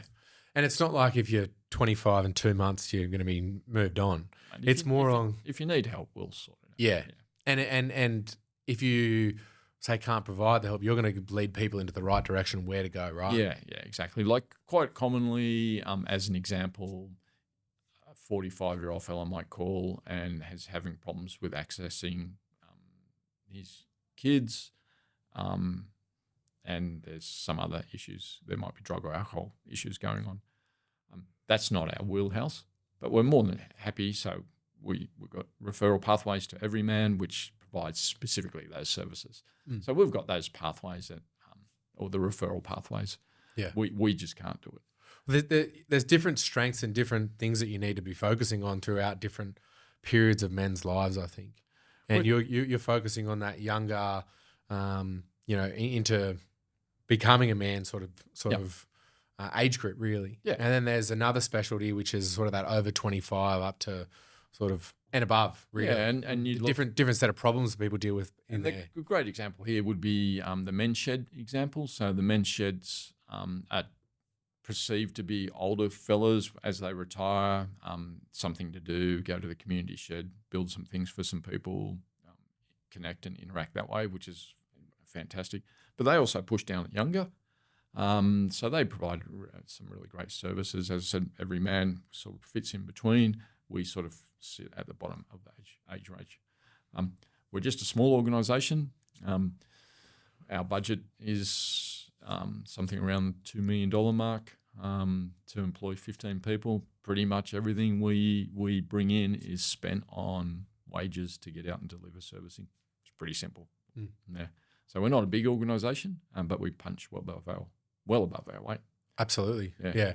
I was lucky enough to be supported by Menslink when I was a young guy coming through. Yeah. I spent a lot of time with Marty, who you just mentioned, and he was a big person in my life that definitely helped me out a lot and supported me through some difficult periods of my life. And so I'm forever sort of grateful for the Menslink, and the relationship that I've got there is a special one for sure. Yeah.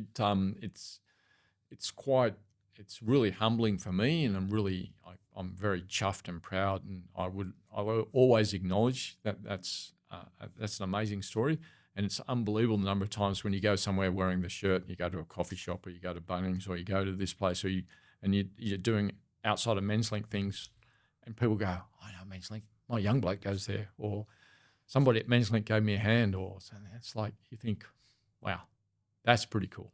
It is. And that's why I'm really clear about it. I'm the custodian. I don't, I just sort of hold the reins a little bit for the next people to come along, and we want to be here for another 25 years. I think Menslink is really should be really thankful to have you, Ben. Oh, thank you. You've come with a lot of experience in terms of coaching all these different high performance people, and now you're coaching the coaches that I guess are helping a young man in Canberra. Thank you. So that's really nice. Should be really exciting for you. It's hard. Yeah, it's hard. There's no doubt, and you hear those stories just like you talked about before about the young guy that you were picking up each morning. You hear those stories, and they affect people. It's tough. Do you have support for yourself that you go and talk to help you deal with the hard days and I guess everything you've got on your shoulders with helping young men around Canberra? Yeah, it's a good question. Not in particular, but I've certainly got some close mates through the years, and we talk about it as mates do. You don't talk about specific cases. You just sort of roll through it. I'm dealing with this. I'm dealing with that. Yeah, this is what's happening, and inevitably the same journey's happening. And I'm quite open to say, and he's quite happy to say this, but my mate, head coach of Brums at the moment, Steve Larkham, we walk most Sunday afternoons and sort of just download stuff, walking side by side. We would never sit like this. I'd worked with him for 5 years, and there's no way you'd sort of sit like this. Yeah. It's always when we're walking or traveling or just chin-wagging together, and we've had this sort of shared journey and bonded friendship over time that you just talk about stuff as a mate that is private, that there's no judgment. He's not judging me. I'm not judging him on his sometimes I judge him on his selections, but there's a lot of people that do that. Absolutely. He still asks about that sort of stuff, and we still sort of ruminate through those little things as we go forward. So it's I've got a number of mates like that. So to answer your question, nothing formally, but you've got that support system of people you can talk to. And how important do you think that is for your mental well-being? So I probably never realised how important it was, and particularly getting into this role now, it's certainly, a lot of those years when you're in professional sport, it is just all about winning, and everything else just can fall to the wayside. Yeah. Doesn't matter how much you're hurting or how injured you were or how tired you are or how sick you were. You either won or you lost, and that's sort of what you're employed on. Is it healthy? No. Is it sustainable? No. But that's just the way it is. That's what professional sport is. If you don't win, you're not going to be in it very long. What's got you through some tough times, Ben? That's a good question. Certainly through the professional sport and every professional athlete has that will to win. So you can discount a lot of things if you keep that drive of wanting to win and then a little bit of success as you go. I'm fortunate, fantastic family, great home environment. So that's a real bedrock for me. That's my anchor point. And then working for some good organisations. When you work in successful organisations, it's probably a little bit easier if you've got the will to win. Just that never give up attitude, is it? You never in that environment. You never give up. Never. And they were hard days. Like Brumbies is a great example, and they're still it's still the same. But their game nights, I think kickoff was 8:10 or something like that. Like you finish at 2 a.m. maybe, and if there's a problem, like the physio fellas and the doc, they'd be 3 or 4 a.m. and then you're back in the office at 7. Like you go at 7 the next day. You're right in there. That's what you do. And there's nobody questions that. Nobody shirks that. And my role was that employment HR side of it. And there was never a situation where you were like, mate, you weren't in this morning. What happened? Never. Everyone was there, or? Everyone was there. Yeah. Yep. Because I've been a part of a couple of things where it's you got a timeline on a project, and you'd be working there till 10 o'clock at night, and you're back there at 7 o'clock the next morning, and there's 6 days in a row you're doing that to make sure you hit a deadline. Yeah. And it's great when the job's done. Yeah. And you come to the end of it and there's a big sense of relief, but getting through that, It's hard. it is hard. Yeah. It is hard. And I think we need to recognize that and give ourselves a little bit of a break. And you mentioned about being kind to yourself earlier on as well. Yeah. I think there's a lot of things that we can take away from, working hard, but also to recognizing we are working hard and giving ourselves a bit of a pat on the back for that and being thankful. There's nothing wrong, unfortunately Australia's got this whole tall poppy syndrome, and there's probably some, good examples of where you've gone too far, but there's nothing wrong with being successful. There's nothing wrong with giving yourself a pat on the back. And it's almost the opposite of when you're really down, when you're struggling, because your payment's not done. But there's also a time to be really proud that you've gone the 7 days and you got the job done on time, and the customer's really happy, and everyone's so absolutely. But I go back to, you do have to just find the middle ground. That ebbs and flows. Yeah. That's right. Yeah. Yeah. You can't be on the limiter for a long period of time. That's why there's an off season. Yep. That's Yeah, exactly. And that's why their careers are, maybe 5 seasons or something. You don't have a long time in that professional sport. Whereas, in a trade and a business, that's, it's a long game. It's a long game, and that's probably where we need to go back to some of that financial advising too. Definitely. Yeah. There's a lot of things to consider in mental health. Yeah. There's a lot of problems that can easily creep in. And I feel like the more we talk about them and the more we look for places that can support us through those, the better off we're going to be. And I think in construction, as we know, communication is key there. And the more we can talk about the problems, I think the better off we're going to be, and come up with solutions and places to go to help. Yeah, so coming up with a solution is almost impossible. But coming up with pathways to seek help and talk about it, that's the first step. Definitely. That's really what we have to do. And if something like this has created that, bingo. And it doesn't matter if you're reaching out to organisations like Menslink, or you're seeing your local GP, or just leaning on a friend. All those things are really important steps to do. And taking the first step is the hardest. So I just encourage all people, all blokes, young blokes, just take the first step. Well, reach out. That's a good one. We're onto the quick fire round now, which is never quick fire, right? Right. What's one leadership habit every builder should adopt, Ben?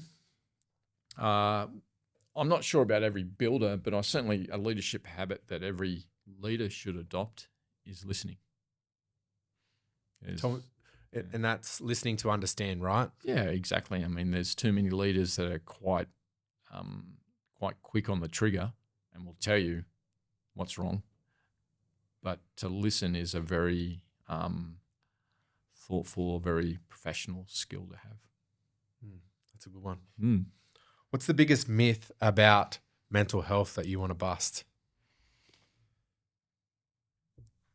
That it can be solved by medication. That's a good one. And that there is parts of mental health that can be assisted by medication.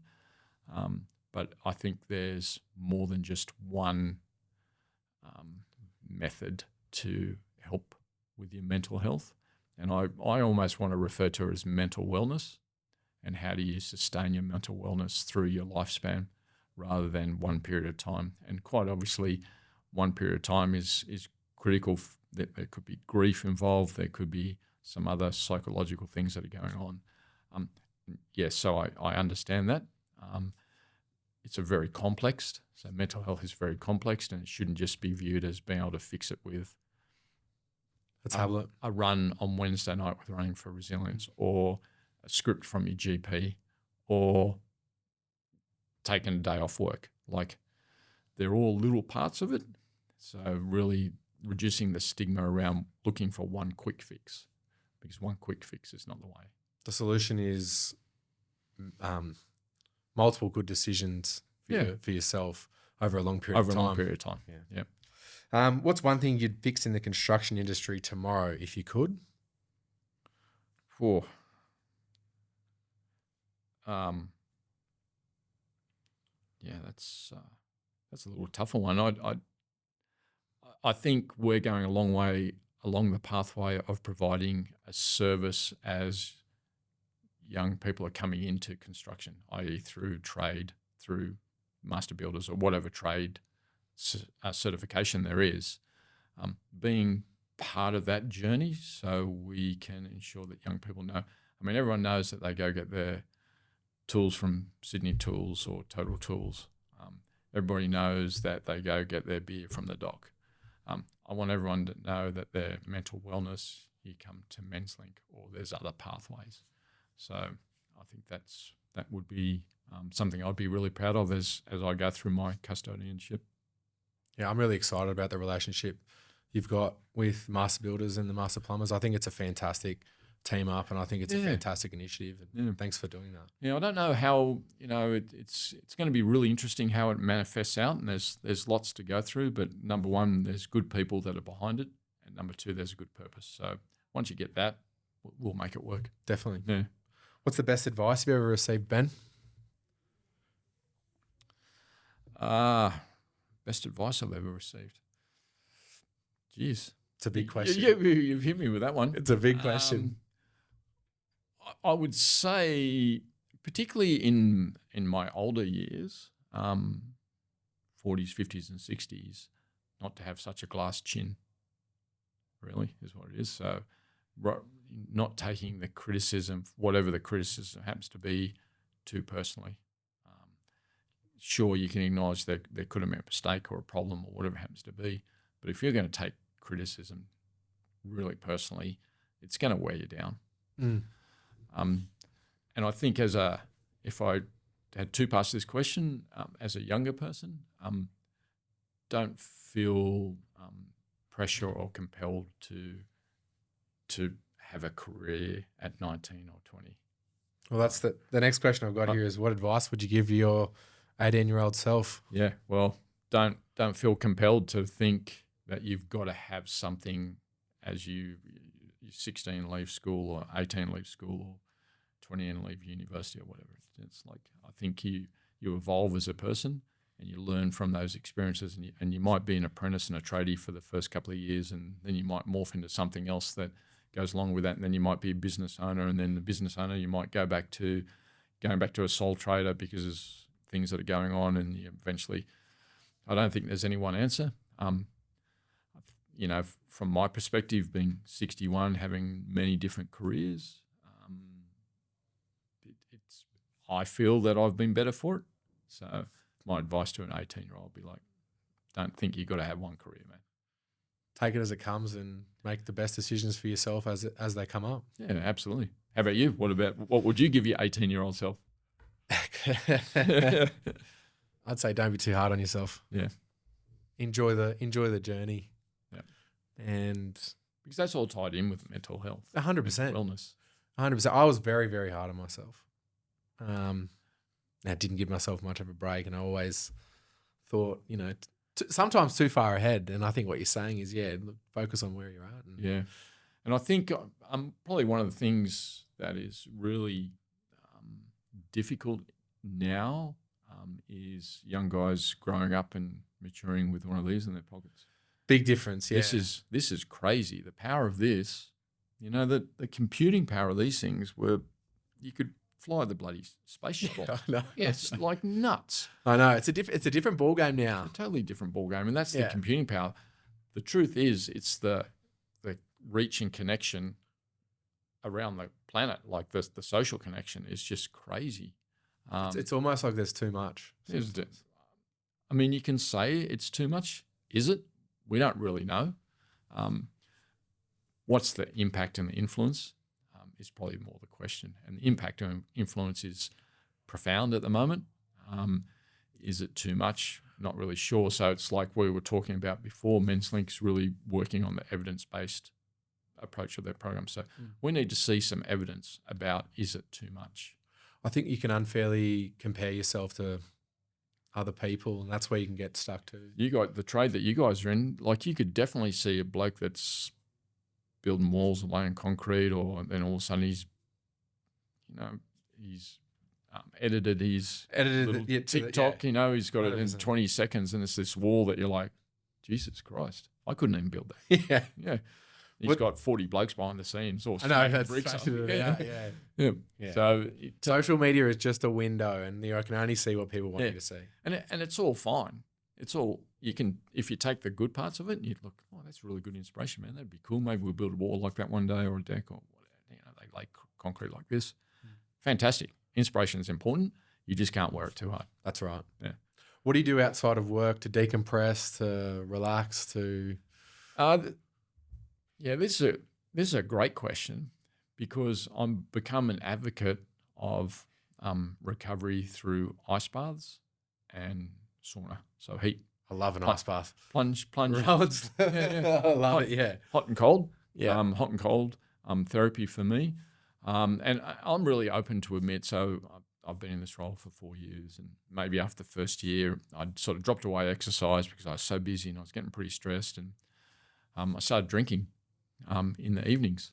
And I talked to Steve Larkham about this. I was like, man, this is not going well. And it's really, we all know it's easy. Tuesday night, you come home and you have 2 beers, like, oh, thank God. And then the Wednesday, you're having 3 beers, and then the next Tuesday, you're having 4, and it just builds, and you don't even realize it. And everyone's busy, so nobody's asking me what I'm doing. I've got enough money to go buy the beers, whatever. And I was like, this is a bad habit. That's where it can catch up to you. Yeah. It was overwhelming me, and I was like, I need to find something. And so the ice bath thing was for me that enabled me to not do it is not the right word. It's just ice baths felt better to me. So coming home after work, habit for yourself. Yeah. Coming home after work, I have an ice plunge and a sauna. I feel refreshed. The endorphins kick in. I feel better. I don't have to use drink as a excuse to relax, sleep better, all those sorts of things. So that's at the moment. That's what I do to look after myself. Fantastic. Yeah. Who do you think I should get on the podcast? You want to give someone a shout out? Who'd be good to come in for a chat? Well, I do have a few good ones. So a very good friend, and she runs an excellent organisation. It could be something that would be very good to speak about, which is Carrie Leeson from Lifeline, CEO Lifeline. Yep. She's excellent. We share and spend a lot of time talking about the high-end strategy of how we're doing this and how we partner. And Lifeline will be a part of Menslink as we go forward in terms of the crisis support service. She'd be excellent and very thoughtful and very deep conversation. Sure. You'll have to be on your game that day. I like Carrie. Yeah. I've seen her a few times talk, and she's really good. Yep. And then the other one that I'm always compelled to listen to because he's got such enthusiasm and energy is Cam Sullings. Yeah. He's great, Cam, too. He's unreal. I've met him a few times. Yeah. He's a great guy. And I've got to know him, quite well over these last few years, and I just, both Cam and myself, just enjoy spending time with each other. We've got similar interests, similar age, and he's just a really good mate to lean on, but he's got great insight. He's got great experience. He'd be a really interesting one. Yeah, he'd be great. Yeah. And then I'll plug my last one. So Cameron Hill, the young racing driver here in Canberra. Mm-hmm. So that'd be an interesting one for you guys. Because it'd be cool to talk to Cam for sure. Yeah, definitely, because they got a workshop in Stevens Road there in Queanbeyan. Mm-hmm. He's done it all. He's been on the tools, worked his way through, and is now a professional driver. It's with a great story and a lot of mental toughness to get to. Yeah, and mentors and struggles and all sorts of stuff that goes on in everybody. So it'd be really cool to speak to him, because everyone, the pinnacle of motorsport, you see him on TV racing supercars, but behind the scenes he's just like everyone else. The ups and downs of the struggle and the journey and what's going on, and definitely be another one. There you go. So there's my 3. How about that? Perfect. Yeah, that'll keep you going for a while. Definitely. Thanks for that. Now help me wrap things up. How can people get in touch with Menslink? So Menslink, quite easy. So obviously we're predominantly through web. So just search menslink.org.au. On our vehicles, we're about to redo our vehicles, and on all our vehicles we will have the QR code too. So we're sort of moving away from just having www.menslink.org.au, and we'll actually have the QR code. It's like click on the QR code, Tiger, and off you go. It just links straight into our site. So accessibility is pretty easy that way. Perfect. What's one message you want every bloke into construction to take away from today, Ben? Help-seeking behaviour isn't for pussies. Perfect. Yep, that's what it is. Lovely. Yeah. You don't have to harden up. You don't have to, just help-seeking behaviour is just the right thing to do. Yeah. I think that's a perfect way to end this podcast. Thank you very much for your time, Ben. It's been a pleasure. Thank you.